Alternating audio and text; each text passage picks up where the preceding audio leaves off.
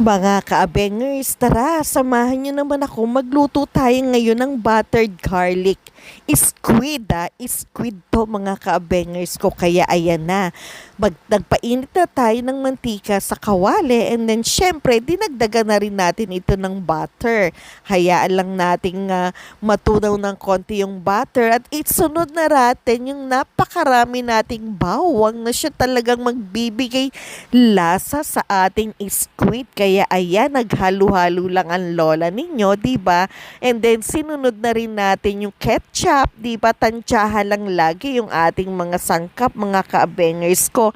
Hayaan natin ito maluto. And then syempre yung isa pa natin na sangkap na nagbibigay lasa talaga dito sa ating niluluto ay ang lemon na talaga naman po, at nagdurog na rin tayo ng ating dalawang siling labuyo na talagang hindi na ginamitan ng gunting, di ba talagang doon na lang ng lola nyo, dinurog-durog. And then syempre isang kutsarang honey, di ba mga ka-abengers ko? Ayan, nakita nyo, at hinahalo-halo nating mabuti, di ba? And then yung ating mga panimpla na ano ba ito? May gulay, pamintang durog, syempre. And then wag din natin kalilimutan yung ating asin na puro tantsahan lang lahat ang ating ginagawa. And then eto na nga yung natira ko nga nung ako ay nagsabon. Kaya nilagay ko lang muna ito sa isang lalagyan at tinago ko nga sa fridge.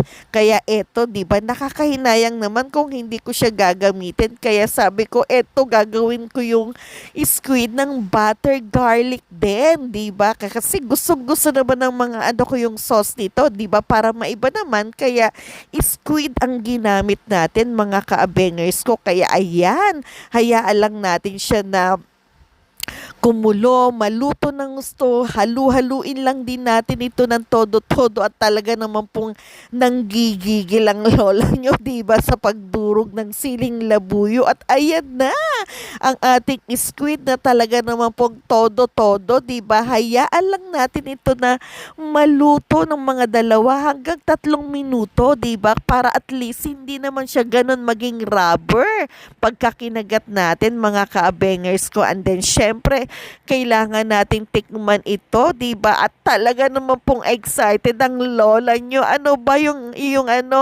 ay talagang approve at ginamitan pa talaga ng 2 kamay, 'di ba mga ka-abengers?